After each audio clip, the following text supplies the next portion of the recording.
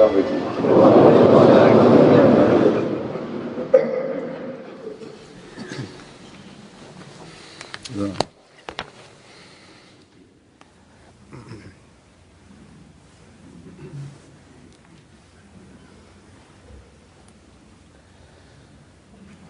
الله أكبر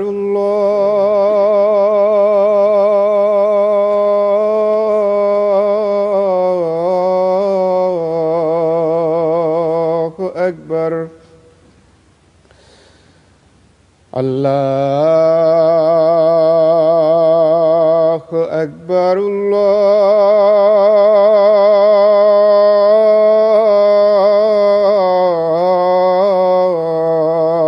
الله أكبر. أشهد أن لا إله إلا الله.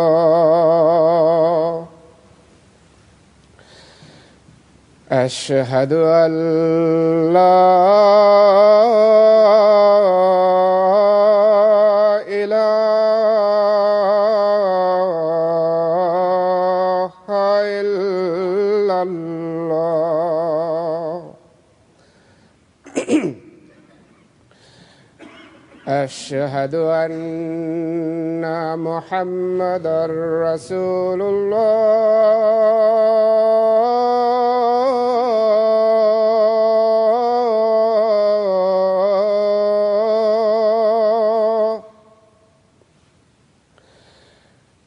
أشهد أن محمدًا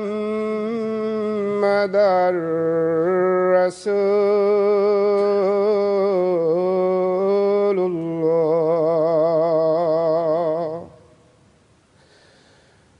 حي على الصلاة.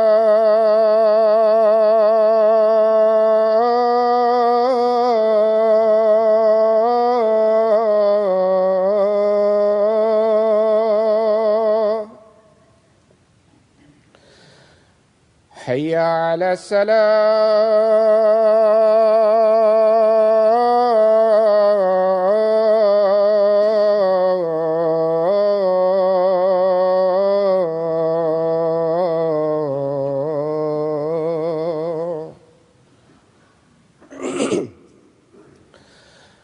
حي على الفلاح.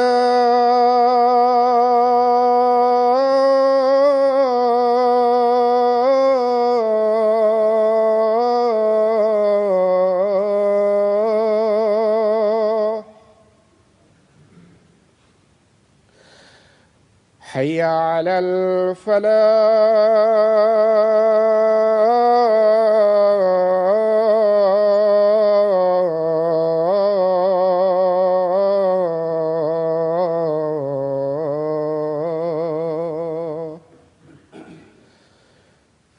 الله أكبر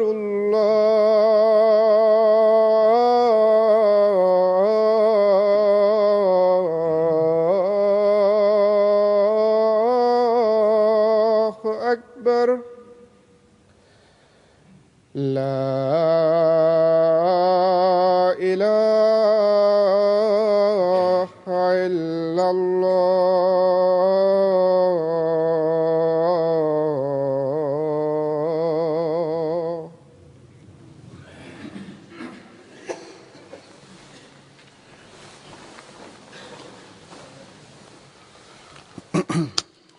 السلام عليكم ورحمة الله.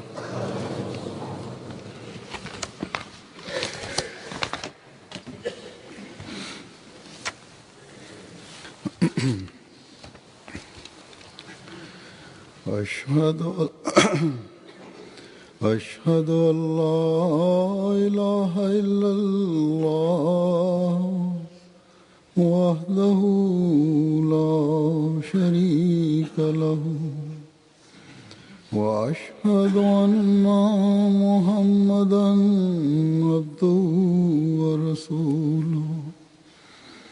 أما بعد فأعوذ بالله من الشيطان الرجيم بسم الله الرحمن الرحيم الحمد لله رب العالمين الرحمن الرحيم مالك يوم الدين إياك نعبد وإياك نستعين اهدنا الصراط المستقيم صراط الذين أنعمت عليهم غير المغضوب عليهم ولا الضالين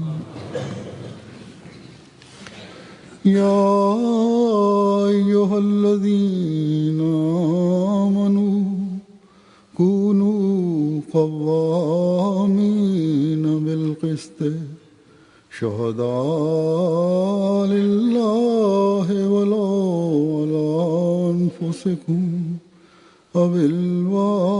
وبالوالدين والأقربين إن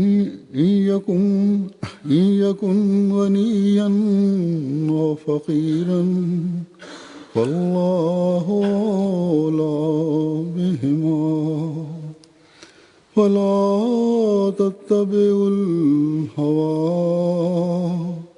أن تعدلوا وإن تلووا أو تعرضوا فإن الله كان بما تعملون خبيرا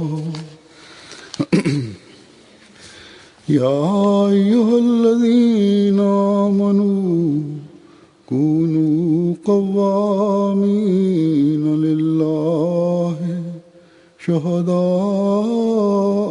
بالقسط ولا يجرمنكم شنآن قوم على ألا تعدلوا اعدلوا هو أقرب للتقوى واتقوا الله إن الله خبير بما تعملون وعد الله الذين آمنوا وعملوا الصالحات لهم مغفرة وأجر عظيم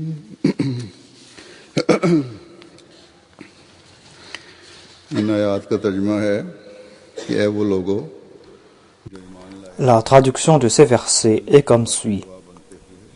Ô vous qui croyez, soyez fermes dans l'application de la justice et soyez les témoins d'Allah, quand bien même ce serait contre vous-même ou contre vos parents ou vos proches parents.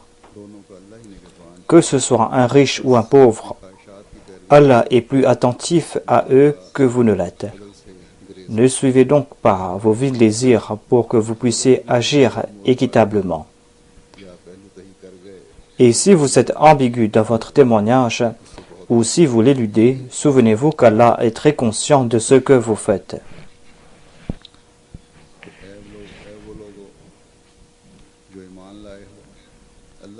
Ô vous qui croyez, soyez fermes dans la cause d'Allah en portant témoignage avec justice. Et ne laissez pas l'hostilité d'un peuple vous inciter à agir autrement qu'avec justice. Soyez toujours équitables, car l'équité est plus près de la piété. Et craignez Allah, assurément Allah est très conscient de ce que vous faites. Allah a promis à ceux qui y croient et qui font de bonnes œuvres qu'ils auront le pardon et une très grande récompense. De temps à autre, les adversaires de l'islam accusent l'islam ainsi que les musulmans d'extrémisme et ils les accusent de faire naître de la haine et de la rancune à l'égard des non-musulmans ou d'avoir cette haine et cette rancune à l'égard des non-musulmans. Après tout acte terroriste dans le monde, que ce soit une action commise par de soi-disant musulmans ou par d'autres, ou que ce soit une action commise par des groupes soi-disant islamiques ou des organisations djihadistes, après toutes ces campagnes et ces attaques, on attribue cela aux enseignements de l'islam. Et par la suite, on s'attaque au Saint-Coran et à la personne du Saint-Prophète Mohammed, paix soit lui, en utilisant un langage vulgaire et déplacé. Aujourd'hui, par la grâce de Dieu, la Jamaat de l'imam de l'époque, la Jamaat du serviteur parfait du Saint-Prophète Mohammed, paix soit lui, répond aux attaques des adversaires de l'islam à la lumière des enseignements du Saint-Coran. En répondant à chaque vile attaque, la Jamaat du Messie premier l'Islam montre aux adversaires de l'islam leur vrai visage.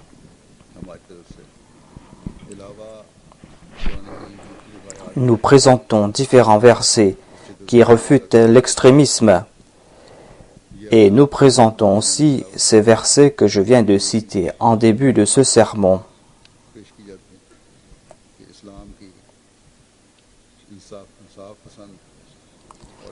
Nous présentons cela afin de prouver que l'islam est une religion qui prône la justice et pour présenter la magnificence des enseignements de l'islam.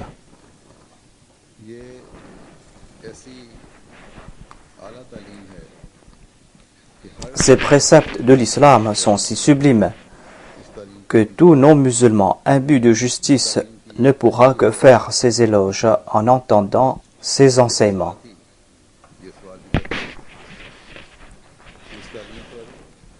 Mais dans le même souffle, ce non-musulman va demander qui est en train de mettre en pratique ces enseignements.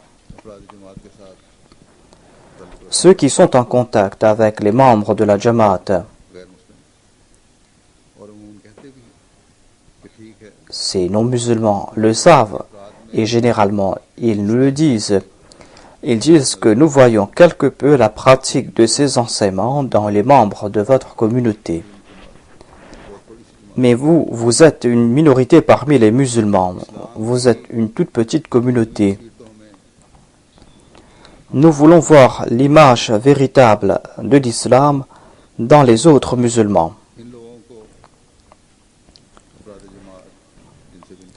Et les membres de la Jamaat qui sont en contact avec ces personnes répondent à celles-ci selon leur compréhension de la chose.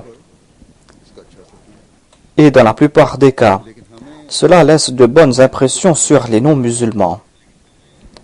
Mais nous devons aussi connaître la réalité.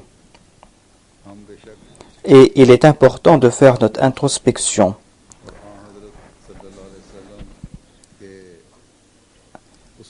Certainement, à la lumière des enseignements du Saint-Coran et à la lumière de l'exemple du Saint-Prophète Mohammed, paix soit lui, nous arrivons à convaincre les adversaires de l'islam et nous arrivons à avoir du succès jusqu'à un certain point.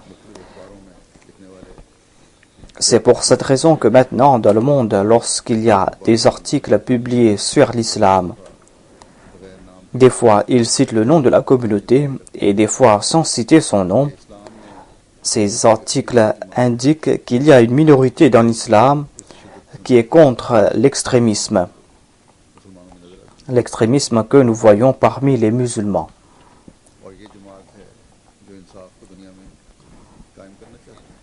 Et ils disent, voilà la Jamaat qui veut établir la justice dans le monde. Et les membres de cette Jamaat font cette déclaration qu'ils sont les seuls à pratiquer les véritables enseignements de l'islam.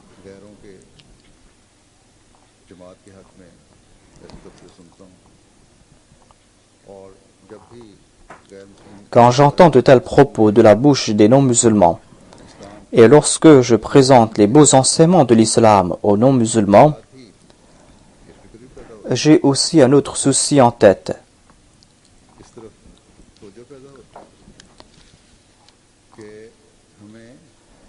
J'ai ce souci et mon attention y est attirée, à savoir que nous devons nous aussi faire notre analyse. Jusqu'à quel point sommes-nous en train de mettre en pratique ces préceptes? En présentant ces beaux enseignements au monde, sommes-nous en train de répondre temporairement aux critiques des autres?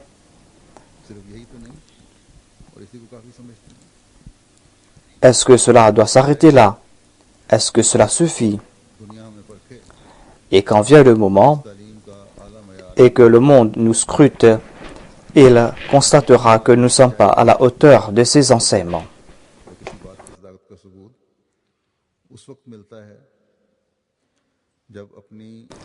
L'on pourra juger la véracité d'une communauté ou l'authenticité d'une chose quand nous passerons par des situations difficiles, quand chacun d'entre nous passera par ces difficultés, et tout en mettant en pratique les enseignements de Dieu, afin d'avoir le plaisir de Dieu.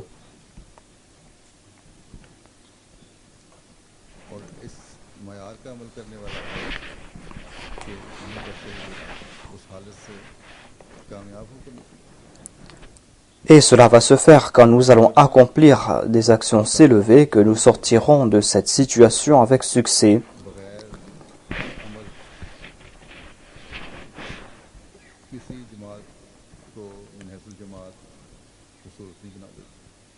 Sinon, présenter les beautés de ces enseignements sans qu'il n'y ait de pratique de notre part ne va pas embellir notre communauté. Il y a des musulmans non ahmadis qui présentent aux non-musulmans ces mêmes enseignements.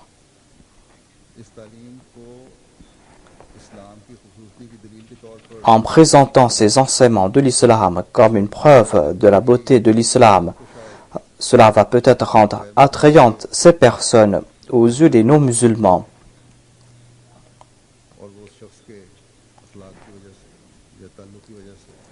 Ou en raison de leur qualité personnelle, ces musulmans pourront attirer l'attention de ces non-musulmans et ces non-musulmans cesseront de critiquer l'islam. Mais un Ahmadi doit se souvenir du fait que lorsqu'il présente au monde les beaux enseignements de l'islam, il est en train de se présenter aussi en tant que musulman Ahmadi.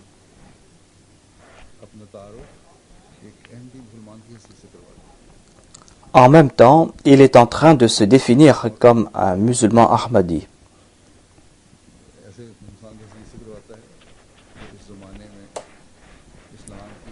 Il se présente en tant que celui qui a accepté la personne qui a été envoyée pour la renaissance de l'islam.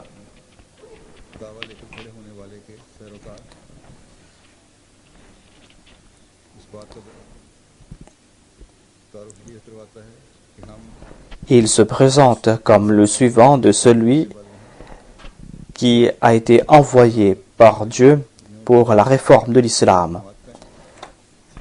Et il se dit comme le suivant de ce Messie et de ce Mehdi, celui qui est venu présenter au monde les beaux enseignements de l'islam et celui qui a établi cette communauté.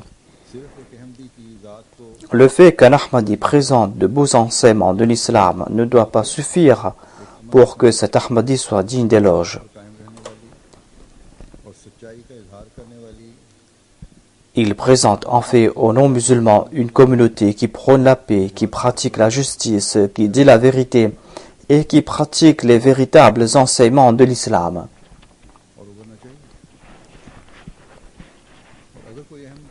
C'est cette image que l'on doit présenter aux autres.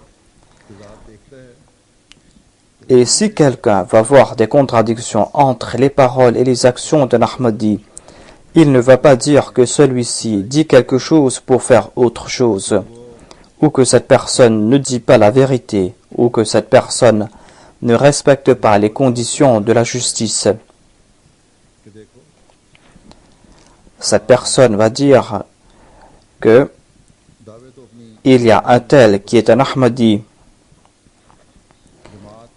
et les Ahmadis mettent en exergue leurs vertus. Les Ahmadis disent que leur communauté est le porte-drapeau de la justice en ce temps. Mais il y a quand même parmi des Ahmadis des personnes qui sont coupables de certains crimes.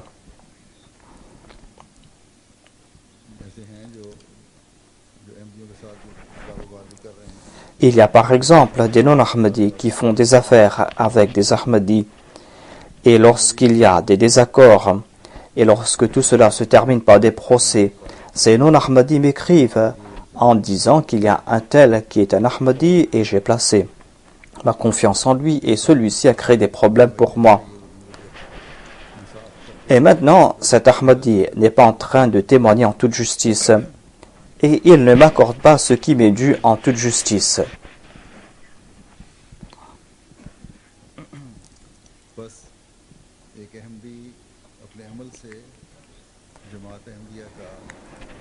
Ainsi, un Ahmadi, par ses actions, défigure l'image de la communauté Ahmadiyya.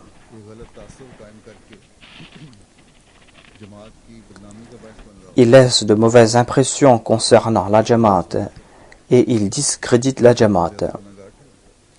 Et c'est pour cette raison qu'il est davantage coupable. Car il annonce qu'il pratique de bonnes œuvres, alors que ses actions sont contraires à cela.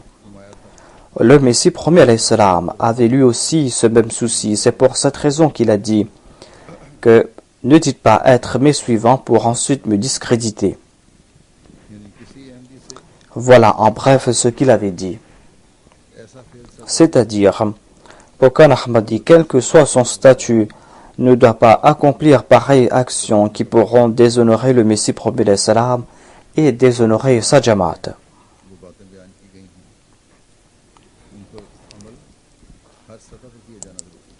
Il est important de mettre en pratique les préceptes présentés dans ces versets, et cela quel que soit son statut. C'est ainsi que ces préceptes feront partie de notre nature, et c'est ainsi que cela va nous empêcher de commettre des péchés. À tout niveau, il faut être conscient de ces actions.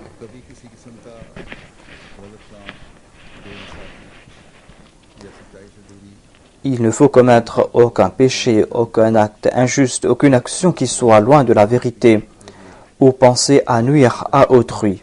Nous n'aurons pas de telles pensées lorsque nous allons traduire dans la pratique ces enseignements et lorsque ces enseignements vont faire partie intégrante de notre nature.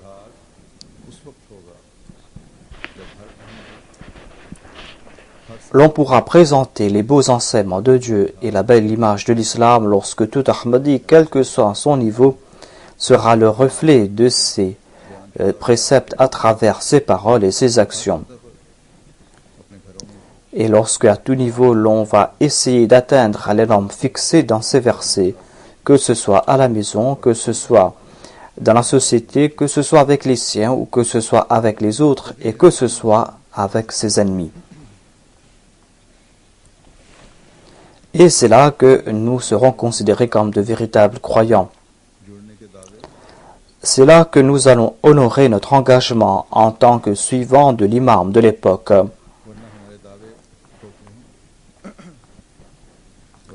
Sinon, nos déclarations seront vides. Le Messie premier alayhi salam avait des soucis à notre sujet. Il avait peur que nous ne le déshonorions en ne suivant pas ses conseils, et nous allons accroître ses soucis. Nous devons faire de notre mieux afin d'apaiser les soucis du Messie premier alayhi salam ou de les faire disparaître complètement.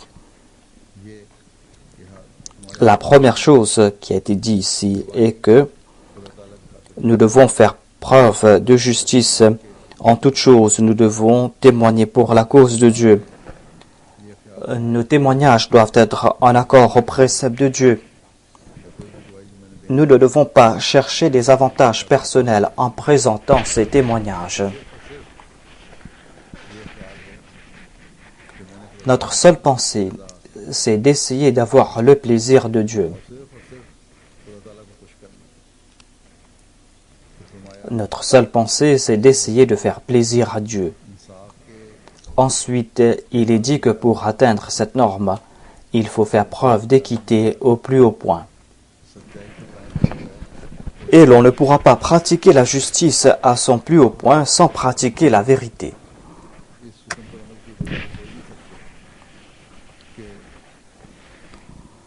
L'on ne pourra pas pratiquer cela sans suivre l'ordre du saint prophète Mohammed paix soit lui qui a déclaré que l'on doit aimer pour les autres ce qu'on aime pour soi-même. Nous faisons des efforts pour avoir ce qui nous revient de droit.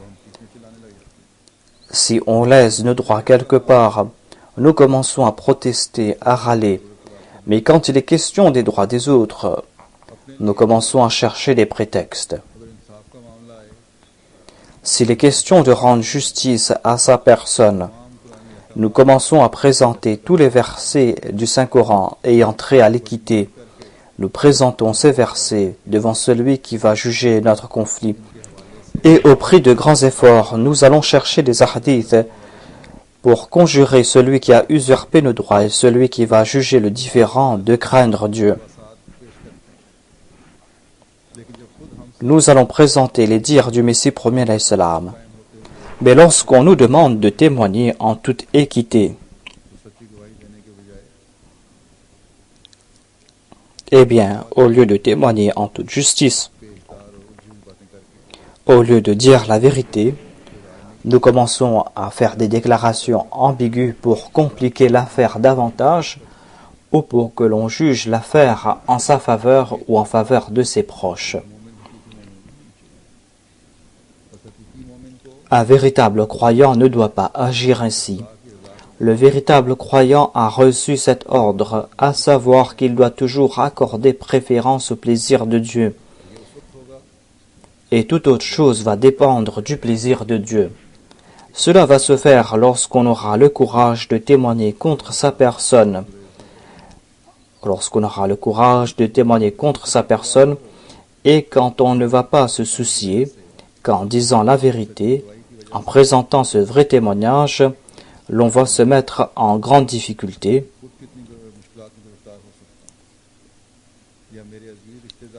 ou que je vais mettre en difficulté mes proches, mes enfants,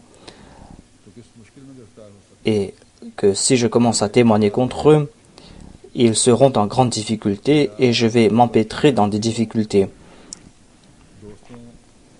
Ou si je témoigne contre mes parents, mes enfants, mes amis, mes proches, je vais faire face à de grandes difficultés. Nous ne devons pas penser en ce sens. Au contraire, nous devons penser que nous devons toujours dire la vérité. Nous devons faire preuve de justice.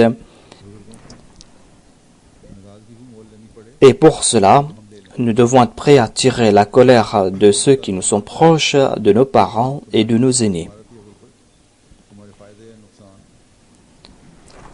Allah déclare que votre richesse, votre pauvreté, vos avantages, vos pertes, cela ne dépend pas de vos ruses ou de vos faux témoignages, ou le fait que vous êtes très loin de l'équité.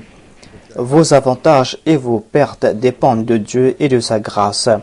Si Dieu le désire, il pourra vous accorder des avantages. Sinon, même au prix de grands efforts, vous n'aurez aucun avantage et vos faux témoignages ne vous accorderont aucun avantage.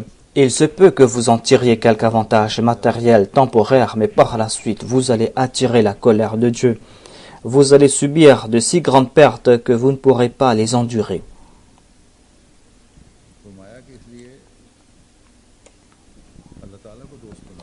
C'est pour cette raison que vous devez faire de Dieu votre ami. Vous devez essayer de vous rapprocher de lui.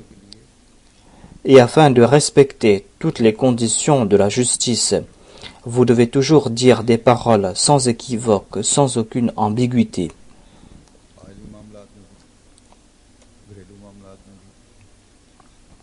Dans les relations entre époux, dans le milieu familial, dans ses relations avec la société ou dans ses relations d'affaires, il faut toujours dire la vérité et l'on doit toujours faire preuve de justice. Et au lieu d'être esclave de ses désirs et de s'éloigner de la justice, au lieu de tourner en rond et de présenter des paroles ambiguës, au lieu de cacher la vérité, au lieu de cacher le vrai témoignage,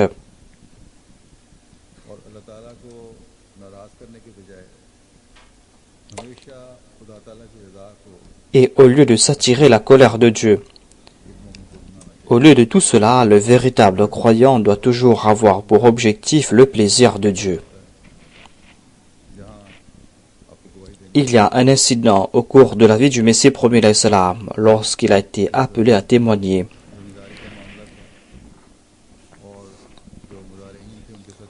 C'était une question de terre et il y avait une dispute concernant des arbres. La partie adverse savait très bien que le Messie premier l'Islam disait toujours la vérité et qu'il va toujours témoigner en faveur de la vérité, alors qu'il était question des biens de son père et de la famille du Messie premier l'Islam. C'était une question de terre et il était question de savoir à qui appartenaient certains arbres. On a appelé le Messie premier l'Islam à présenter son témoignage et il a dit au juge que selon moi, ces arbres appartiennent à ces personnes et ces personnes doivent recevoir ce qui leur est dû. Les proches du Messie premier l'Islam ainsi que son père étaient en colère contre lui. Mais le Messie premier l'Islam a dit que moi j'ai dit ce que je pensais être la vérité. Voilà la norme que nous a présentée l'imam de l'époque. Voilà la norme que nous allons devoir établir. Et le saint prophète Mohammed sallallahu alayhi wa sallam nous a encouragés à atteindre cette norme.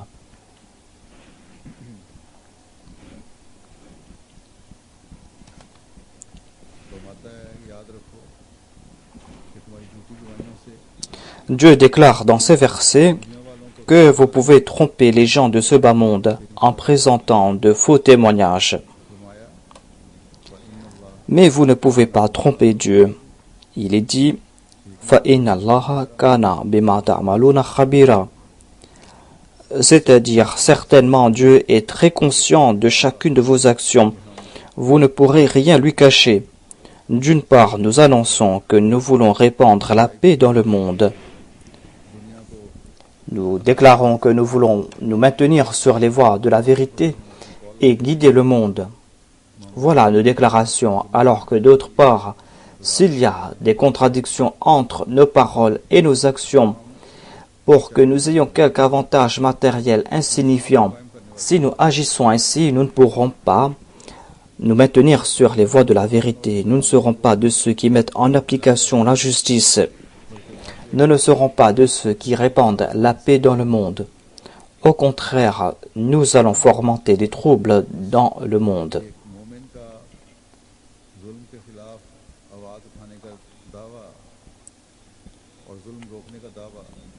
En tant que croyants, nous pourrons nous soulever contre toute injustice, nous pourrons arrêter toute injustice quand nous allons appliquer la justice à son plus haut point.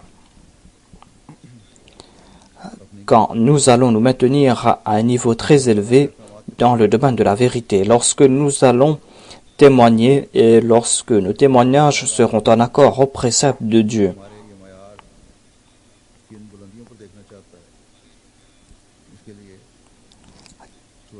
Quel niveau Dieu voulait-il que nous atteignions? Dans le verset de la sourate Al-Maïda que je viens de citer, Dieu nous fait comprendre que cette justice ne doit pas se limiter à notre société, à notre cercle restreint, mais que nous devons aussi traiter équitablement notre ennemi. Dieu nous fait comprendre que si votre ennemi veut que vous jugiez en toute équité, vous devez le faire en toute justice. L'ennemi doit être certain que vous allez toujours dire la vérité et que vos paroles seront en accord à la justice, où vous devez faire comprendre à l'ennemi que le croyant accomplit toute action en se maintenant sur les voies de la taqwa. Il accomplit tout cela pour avoir le plaisir de Dieu.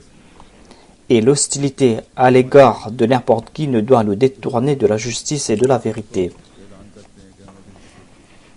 Nous annonçons que nos cœurs sont exempts de toute inimitié. Nous annonçons que nous n'avons de haine à l'égard de personne. Mais l'hostilité de l'ennemi, sa rancune, son inimitié ne doivent pas nous pousser à essayer de nuire à sa personne en nous écartant de la justice.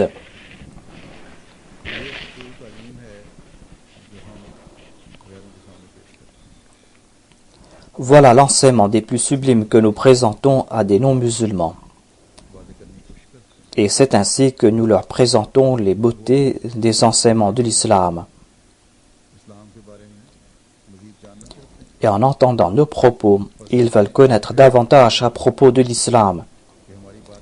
Ainsi, nous devons nous souvenir du fait que certains de nos paroles vont attirer l'attention du monde.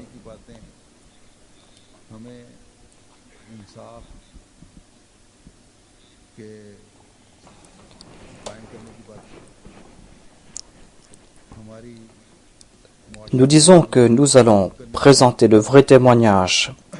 Nous disons que nous allons nous maintenir sur les voies de la justice. Nous disons que nous voulons mettre fin à toute inimitié dans la société. Nous disons que nous voulons présenter la paix au monde.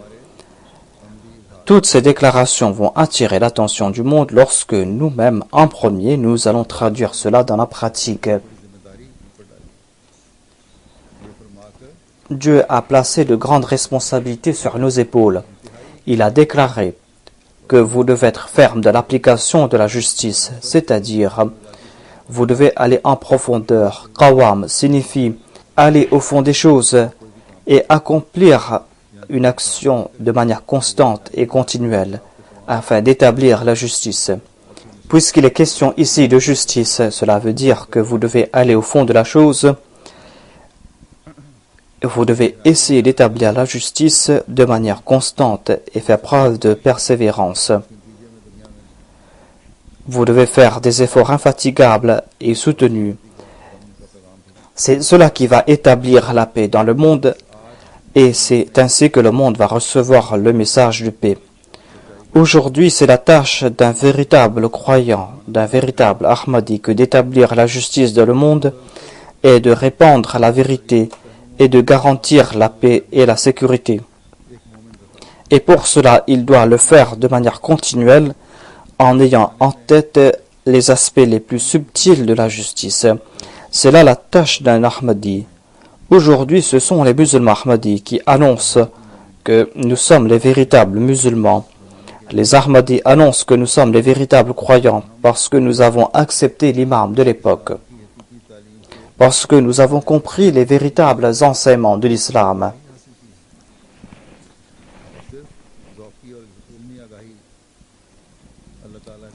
Nous n'avons pas tiré un plaisir intellectuel de ces commandements divins quand nous avons accepté l'imam de l'époque. Mais nous faisons aussi des efforts pour être des exemples pratiques de ces commandements divins.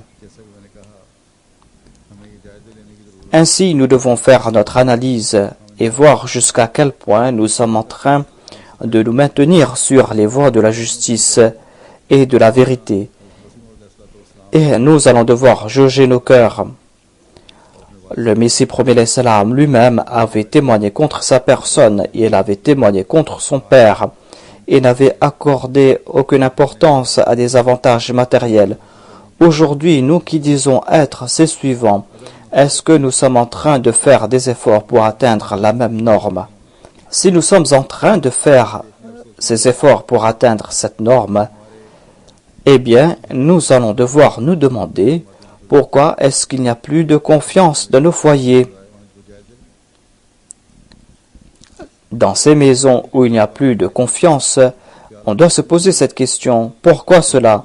Pourquoi est-ce qu'il n'y a plus d'amour entre les relations entre époux? Pourquoi est-ce que les enfants sont tourmentés pour cette raison? Pourquoi les frères sont-ils en train de s'éloigner les uns des autres? En raison des suspicions, en raison de l'absence de la vérité, pourquoi ces relations sont-elles en train de se briser? Ces business qui étaient basés sur des relations amicales, pourquoi est-ce que cela se termine en mésentente, en procès? Pourquoi est-ce qu'il y a tant de procès dans le Qada? Pourquoi est-ce qu'il y a autant d'Ahmadis qui sont en train de s'intenter des procès? Il est évident qu'il y a des contradictions entre l'état de son cœur et entre l'état externe ou ses paroles. On a fixé certaines normes pour sa personne et d'autres normes pour les autres. Tout Ahmadi doit se soucier à ce sujet. Tout Ahmadi doit se soucier à ce sujet, qu'il soit un responsable de la Jamaat ou qu'il soit un Ahmadi ordinaire. Nous avons tous cette tâche immense que d'établir la justice et de répandre la vérité dans le monde.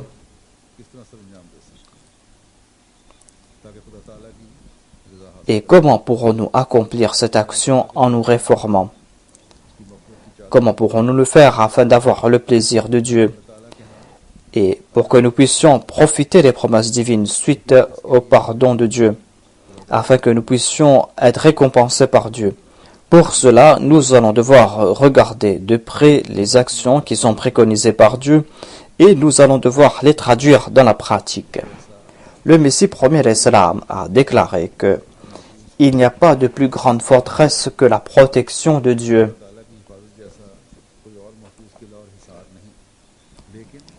Il n'y a pas de plus grande forteresse que la protection de Dieu. Mais aucune œuvre incomplète n'accordera quelque avantage. Quand on est en train de mourir de soif, est-ce qu'une goutte d'eau suffira pour étancher sa soif? Lorsqu'on est en train de mourir de faim, est-ce qu'une seule graine ou une seule bouchée suffira pour se rassasier? Certainement non. Tant que l'on n'étanche pas sa soif complètement, et tant que l'on ne se rassasie pas complètement, l'on ne sera pas satisfait. De même, lorsque les actions ne seront pas complètes et parfaites, l'on ne verra pas les fruits et les résultats escomptés. Les actions incomplètes ne suffiront pas pour plaire Dieu.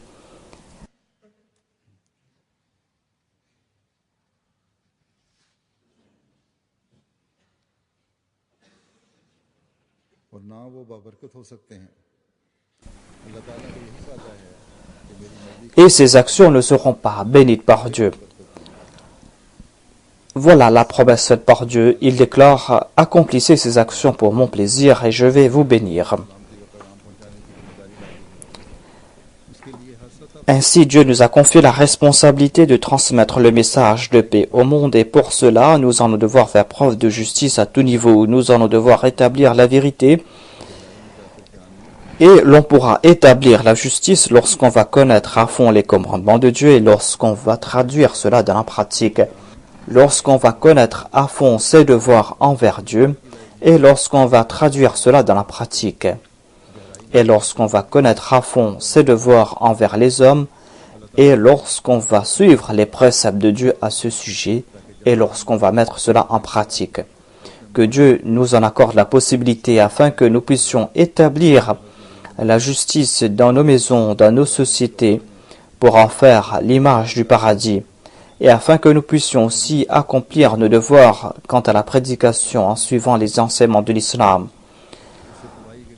Nous devons expliquer au monde la vraie justice afin de le protéger de ce gouffre de la destruction. Le monde est en train de courir à grande vitesse vers cette grande destruction. Il n'y a plus de justice ni parmi les musulmans ni parmi les non-musulmans.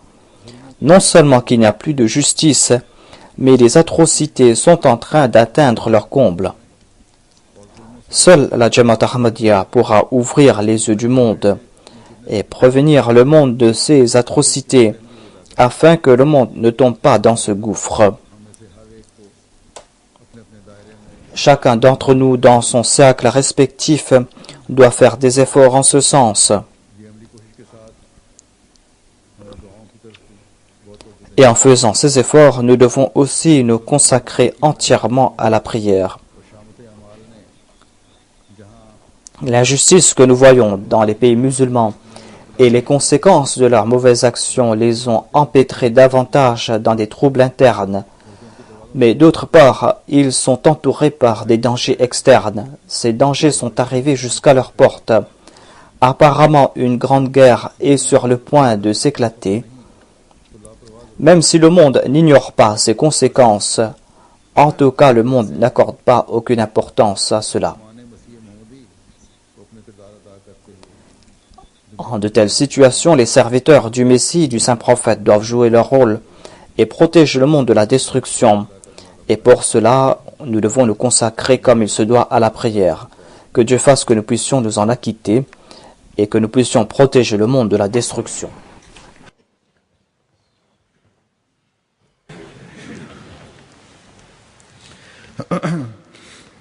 Alhamdulillah, nahmaduhu wa nastaghfiruhu. نحمده ونستعينه ونستغفره ونؤمن به ونتوكل عليه ونعوذ بالله من شرور أنفسنا ومن سيئات أعمالنا